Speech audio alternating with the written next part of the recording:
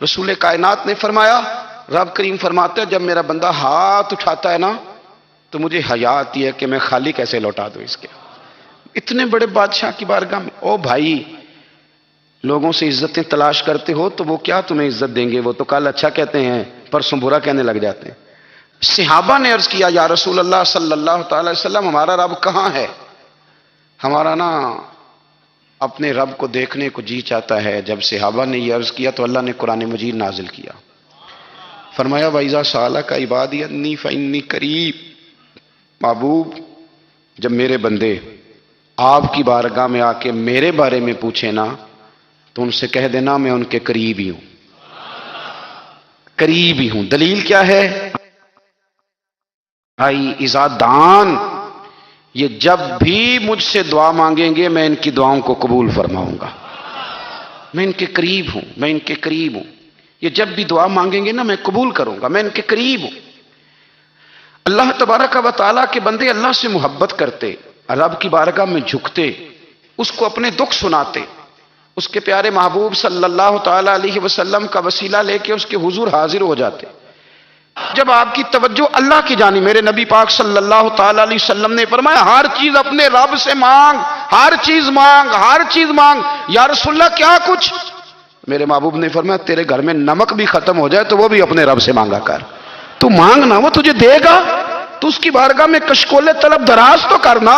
اور ترمذی شریف میں عجیب لفظ ہیں، رسول کائنات نے فرمایا، رب کریم فرماتے ہیں جب میرا بندہ ہاتھ اٹھاتا ہے نا تو مجھے حیا آتی ہے کہ میں خالی کیسے لوٹا دوں اس کے۔ اتنے بڑے بادشاہ کی بارگاہ میں، او بھائی لوگوں سے عزتیں تلاش کرتے ہو تو وہ کیا تمہیں عزت دیں گے؟ وہ تو کل اچھا کہتے ہیں پرسوں برا کہنے لگ جاتے ہیں۔ لوگوں کے سامنے گڈ بک میں آنا چاہو گے تو وہ تو سویرے تمہارے بارے میں کچھ کہیں گے، شام کچھ اور کہیں گے۔ اپنی روحانی زندگی آباد کریں، اپنے مصلے کو وقت دیں، اور دنیا سے چھپ کر اس موبائل کو بند کر کے اور اپنے آپ سے بھی چھپ کے اور تنہا ہو کے چھپا کے سارا کچھ اپنے آنسو اپنے رب کی بارگاہ میں پیش کریں، اس کے حضور حاضری دیں۔ سنو نا ترمذی کی حدیث، اور اسے یاد رکھنا، نبی پاک علیہ السلام نے فرمایا اپنے دکھ لوگوں کے سامنے نہ بیان کرنا، سیٹھوں نوابوں کو نہ بتاتے پھرنا، دنیا داروں کے سامنے جا کے نہ رونا کہ میں تکلیف میں ہوں۔ فرمایا اگر دنیا داروں کو دکھ بتاؤ گے رب تمہیں کبھی غنی نہیں کرے گا، اور لوگ ہیں کہ الٹا مذاق اڑائیں گے۔ آپ کی جس سے بڑی پکی یاری ہے نا، پکی، وہ تب تک پکی ہے جب تک آپ نے 50,000 مانگا نہیں، اور جس وقت آپ نے کہہ دیا کہ میں مجبور ہوں میری مدد کر تو پھر ختم ہو گئی دوستی۔ لوگوں کی تعلقات آپ کے ساتھ تب تک ہیں جب تک آپ ان سے کوئی ضرورت وابستہ نہیں کرتے۔ کریم ابو فرمانے لگے بندوں کے سامنے دکھ نہ بیان کرنا، اللہ تجھے کبھی غنی نہیں کرے گا۔ تو اپنے دکھ اپنے رب کو بتا، تو دعائیں مانگ، تو اس کی بارگاہ میں حاضر ہو، تو اس کے حضور عرض کر۔ فرمایا اپنے دکھ اپنے رب کو بتا، وہ جلدی کرے یا دیر سے کرے تجھے ساری دنیا سے بے نیاز کر دے گا، تجھے کسی کا محتاج نہیں رہنے دے گا۔ اپنے مصلے کو، اپنی دعاؤں، ایک بزرگ فرماتے ہیں میں نے دعا مانگنے کا طریقہ اپنی بیوی سے سیکھا۔ دعا مانگنے کا طریقہ اپنی، سیکھنے والے تو اپنے بچوں سے بھی سیکھ لیتے ہیں، سیکھنے والے تو ہر ایک سے سیکھتے ہیں۔ وہ کہتے ہیں میں نے دعا مانگنے کا سلیقہ اپنی بیوی سے سیکھا ہے۔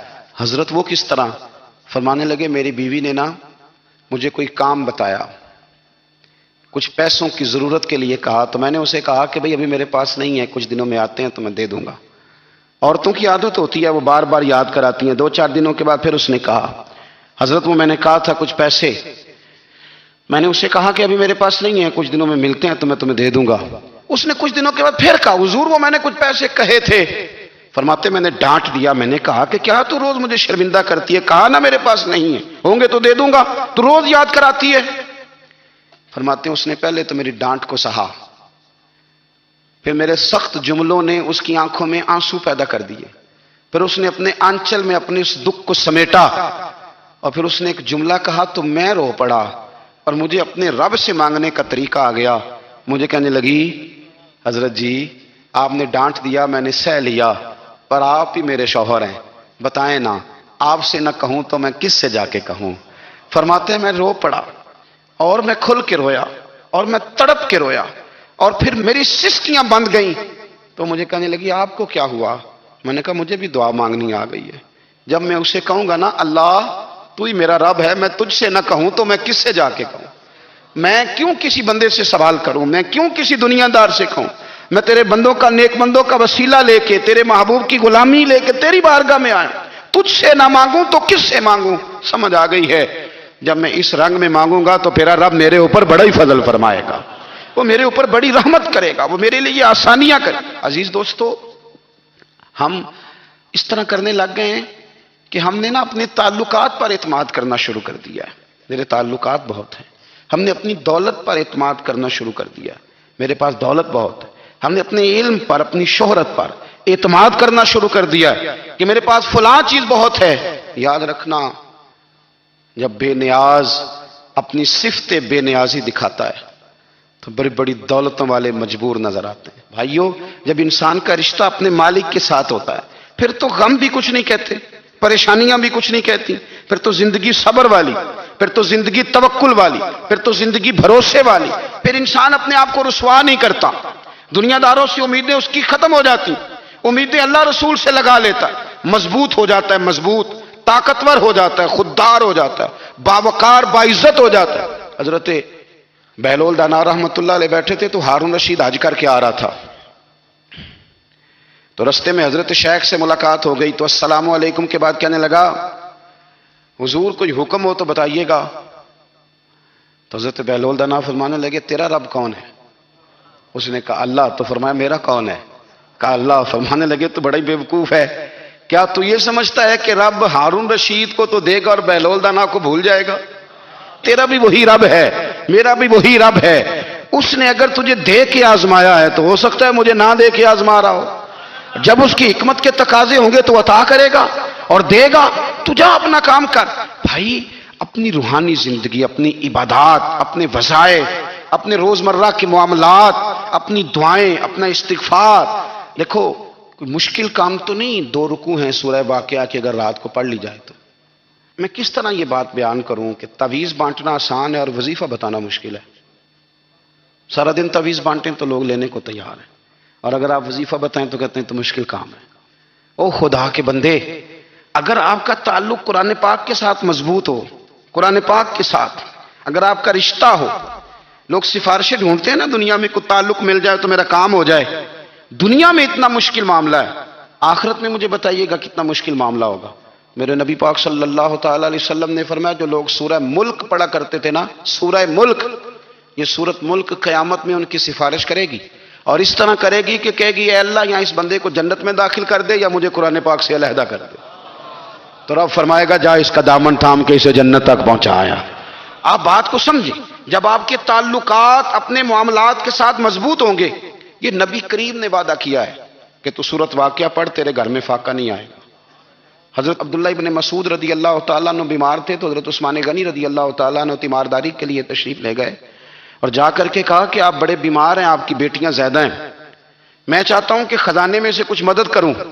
تو سیدنا عبداللہ ابن مسعود رضی اللہ تعالیٰ عنہ اٹھ کے بیٹھ گئے اور کہنے لگے، امیر المومنین، اللہ آپ کو میری طرف سے، میری بیٹیوں کی طرف سے بہتر صلہ دے، میری بیٹیوں کو کسی خزانے کی ضرورت نہیں، میں نے انہیں خزانہ دے دیا ہے۔ کہا جناب آپ نے کون سا خزانہ دیا ہے، میں آپ کے مالی معاملات کو جانتا ہوں۔ تو فرمانے لگے، امیر المومنین، میرے نبی کریم نے فرمایا ہے جو سورت واقعہ پڑھے اسے کبھی فاقہ نہیں آتا، میں نے بیٹیوں کو یاد کرا دی ہے، یہ خزانہ میں نے انہیں دے دیا ہے۔ وہ سارے والدین سنیں جو بیٹیوں کے لیے پریشان رہتے ہیں۔ حضرت عبداللہ ابن مسعود نصیحت کر رہے ہیں، فرمانے لگے میں نے سورت واقعہ یاد بھی کرا دی ہے، پڑھنے کی عادت بھی ڈال دی ہے۔ حضور نے فرمایا ہے جو سورت واقعہ پڑھے اسے فاقہ نہیں آتا۔ کہنے لگے چاند تو اپنی جگہ چھوڑ سکتا ہے، سورج گر سکتا ہے، تارے ٹوٹ سکتے ہیں، پر مدینے والے رسول کی بات غلط نہیں ہو سکتی۔ حضور نے فرمایا فاقہ نہیں آئے گا تو انشاءاللہ کبھی بھی نہیں آئے گا۔ کرنے کا کام یہ ہے کہ ہم اپنے معاملات، اپنی عبادات، اپنی دعائیں، کبھی 10 منٹ عادت ہو جائے نا دعا مانگنے کی علیحدہ سے رات کو۔ حضور نے فرمایا جو فرض نماز کے بعد دعا مانگے اللہ اس کی قبول کر لیتا ہے۔ نبی پاک صلی اللہ تعالی علیہ وسلم نے فرمایا اللہ مسافر کی دعا قبول فرماتا ہے۔ حضور نے فرمایا اللہ مظلوم کی دعا قبول فرماتا ہے۔ حضور نے فرمایا بیمار سے دعا کراؤ اللہ اس کی دعا قبول فرماتا ہے۔ میرے نبی پاک نے فرمایا ماں باپ جب بھی اولاد کے لیے ہاتھ اٹھائیں، ویسے تو بلے شاہ تو آسمانی اڈ دیاں ہی پھڑ دیں، जेड़ा घर बैठा उन्होंने बढ़िया ही नहीं। हुजूर फरमाने लगे माँ बाप जब भी औलाद के लिए दुआ फरमाएं अल्लाह उनकी दुआ को कबूल करता है। आप अपना ताल्लुक बनाएं दुआ के साथ, इबादत के साथ, मुसल्ले के साथ रिश्ता बनाएं, इस्तिगफार पढ़ें। सलाहुद्दीन अय्यूबी सलेबी जंगों में थे, रात को मस्जिद अक्सा में नमाज पढ़ी तो परेशान थे। एक बुजुर्ग से मुलाकात हुई तो वो कहने लगे कि आप बड़े परेशान हैं। कहने लगे हुजूर परेशान इसलिए हूं कि पहले ही मुसलमान कमजोर है, अब मैंने सुना है दुश्मन का एक बहरी बेड़ा वो जंगी सामान से भरा हुआ आ रहा है, तो अब उनके पास और तलवारें और नेज़े आ जाएंगे, मुसलमानों के पास पहले ही वसाइल की कमी है, परेशान हो किस तरह करके मुकाबला करेंगे। ये बात कहते ही सलाहुद्दीन अय्यूबी ने बुजुर्गों से कहा हुजूर आप भी दुआ करना, दुआ की बड़ी ताकत है। मेरे नबी पाक ने फरमाया दुआ मोमिन का हथियार है, दुआ मोमिन का, दुआ मोमिन का। हुजूर ने फरमाया तकदीर को सिवाय दुआ के कोई चीज नहीं बदल सकती, दुआ मोमिन का हथियार है, ये काफिर के पास कोई नहीं, ये हथियार है मोमिन का। अल्लाह करे आपको समझ आए, फिर सुने कई बार कह चुका हूं ये हथियार है। काफिर के मुकाबले में जो तेरे पास सबसे बड़ा हथियार है वो दुआ है। दुआएं करानी छोड़ दी, करनी छोड़ दी, लेनी छोड़ दी। हजरत सैयदना अनस बिन मालिक रदी अल्लाह तआला अन्हु फरमाया करते थे मैंने वो रंग देखा है जब हुजूर दुआ मांगते थे और हुजूर की मुकद्दस आंखों में आंसू भी साथ ही बहा करते थे, मैंने वो अंदाज देखा है। तो सलाहुद्दीन अय्यूबी बुजुर्ग से कहने लगे आप भी दुआ कीजिए, और खुद रोने लगे और सर सजदे में रख के रोने लगे और इशा से लेकर फजर तक रोए, खूब रोए। सुबह वो बुजुर्ग आए तो सलाहुद्दीन अय्यूबी का खूबसूरत और हंसता हुआ चेहरा देखा। कहने लगे आप बड़े खुश हैं, रात तो मैंने बड़े रोते हुए देखा था। तो कहने लगे हुजूर वो जो बहरी बेड़ा आ रहा था ना वो पानी में डूब गया है, अब वो नहीं आ रहा, अभी खबर आई है तो मैं बड़ा खुश हूं। बुजुर्ग कहने लगे उठ सीने से लग और सुन एक बात, वो बहरी बेड़ा पानी में नहीं डूबा, वो तेरे आंसुओं में डूब गया है। वो जो तू रात रोया है ना रब करीम की बारगाह में तो वो डूब गया है। भाई अपना मुसल्ले का, इबादत का, वज़ाइफ का, अल्लाह अल्लाह का सिलसिला उसको मजबूत करें, अपनी दुआओं के ताल्लुक को मजबूत करें। दुआएं बड़े इनकलाब बर्पा कर देती हैं। हम थोड़े थोड़े ना जब से खुश्क हुए हैं ना, खुश्क, और मेरी तो जमात ही सूफिया की जमात थी, हम तो दाता अली अजमेरी की जमात से, हम तो ख्वाजा अजमेरी की जमात से, हम तो शेख अहमद फारूक सरहंदी की जमात से, हम तो सूफिया की जमात। हमारी जमात ने भी वो ताल्लुक जो हमारे बुजुर्गों ने बनाया। बुजुर्ग अल्लाह के करीब कैसे जाता है? तो हमारे यहाँ ना बहुत सारे लोग कहते हैं जी नजर हो गई तो काम हो गया। भाई जो बुखारी मुस्लिम में तरीका है ना अल्लाह का कुर्ब पाने का वो तो नफल है।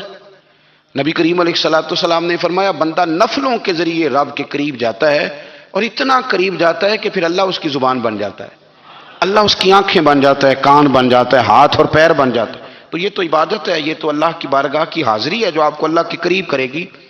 तो अपने नमाज को अहमियत दे के अदा करें, नमाजें मोबाइल बंद करके अदा करें। लेकिन ना कुछ लोग कहते हैं मुझे टाइम नहीं मिलता नमाज का, तो मैं कहता हूँ ये आपने बड़ी जरूरत की बात की है। मुझे को मेरा पीर भाई कह देना मेरे पास टाइम नहीं है आपको मिलने का, तो मैं कहता हूँ आज के बाद आना ही ना। तू क्या समझता है, तू बहुत बड़ा आदमी है, तेरे पास टाइम नहीं है और हमें मिलने का टाइम, मौज कर। तो आपने अल्लाह रसूल को कह दिया टाइम नहीं। और अजीब फलसफा है ना, कहा जाए नमाज पढ़ने आओ तो कहते हैं कपड़े ठीक नहीं, और कहा जाए कि आओ जरा दावत पे चले तो कहते हैं 1 मिनट ठहर मैं कपड़े बदल के आया। नमाज के लिए कहा तो कहते ठीक नहीं, दावत के लिए कहा तो कहते मैं जरा तैयारी कर लूं, यूं जाना मुनासिब नहीं। ये मामला ठीक नहीं। रब तो फरमाता है कि जब तू मस्जिद में आ तो जीनत इख्तियार करके आ, खूब ज़ौक से दुआ मांगे, खूब शौक से नमाज पढ़े। तो जुनैद बगदादी रहमतुल्लाह ताला अलैह वो दरिया किनारे खड़े थे, तो आप दरिया के अंदर पैर रखा आगे जाने के लिए। ये आला हजरत ने लिखा है वाकया मलफूजा शरीफ में। दरिया पार करने के लिए पैर रखा तो एक शख्स कहने लगा हुजूर मुझे भी साथ ले लें। आपने फरमाया मैं दरिया पार करूंगा तो इस तरह करना, मेरा कुर्ता पकड़ ले और या जुनैद कहना शुरू कर दे। या जुनैद इस पे फतवा भी लग जाता है, पर क्या करे, अब मसला तो सही है ना। तो पैर मेरा पीछे से कुर्ता पकड़ ले और या जुनैद कह, वो कहता है पैर रखा ना हजरत ने पानी में तो मैं भी पीछे। तो हजरत जुनैद बगदादी क्या कहते हैं, या रहमानु या अल्लाह, या रहमानु या अल्लाह। वो खुद ये पढ़ रहे हैं और मुझे लगाया या जुनैद पे। کہتے ہیں دریا میں وہ بھی چلنے لگے تو میں بھی، یوں لگا جیسے پکے فرش پہ چل رہے ہیں۔ کہتے ہیں تھوڑا سا گزرا تو میں نے کہا بابا خود یا رحمان یا اللہ کہہ رہا ہے اور مجھے یا جنید پہ لگایا ہوا ہے، تو چلو میں بھی یا رحمان یا اللہ پڑھتا ہوں۔ کہتے ہیں میں نے یا رحمان یا اللہ کہا تو میں ڈوبنے لگ گیا، دریا میں ڈوبنے لگا۔ تو حضرت فرمانے لگے تجھے کہا نا یا جنید کہہ، کہتے پھر یا جنید کا تو پھر اوپر آ گیا۔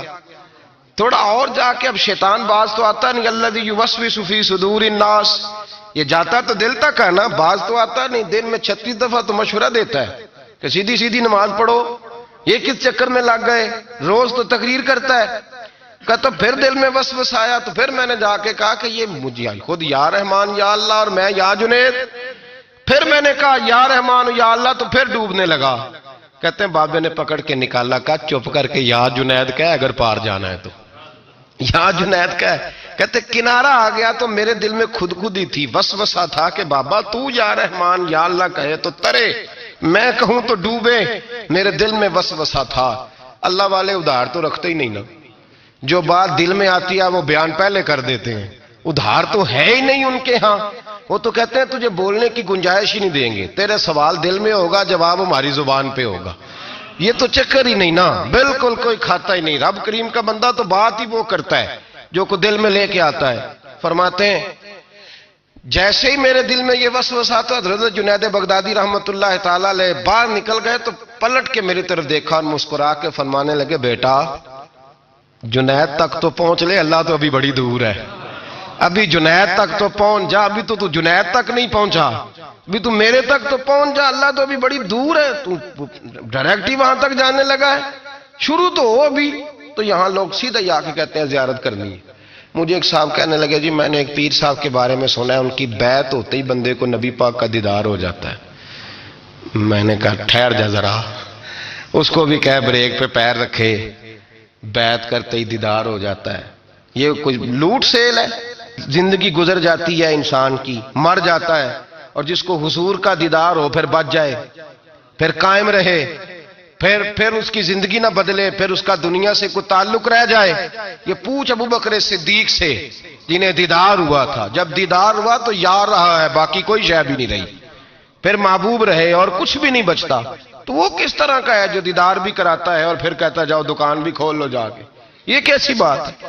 وہ ایک منزل ہے، وہ اپنی جگہ پہ آ کے آتی ہے، اور یہی بہتر ہے کہ پردوں میں وہ پردہ پوش رہے، وہ اگر پردے اٹھا دے تو کسے ہوش رہے، پھر مشکل ہو جاتا ہے معاملہ، مشکل ہو جاتا ہے۔ تو بھائی یاد رکھیں، قربانی دینا سیکھیں، اثار کرنا سیکھیں اور صفر سے شروع کریں۔ زندگی میں ہم لینے کے چکر میں پڑ جاتے ہیں تو نقصان اٹھاتے ہیں۔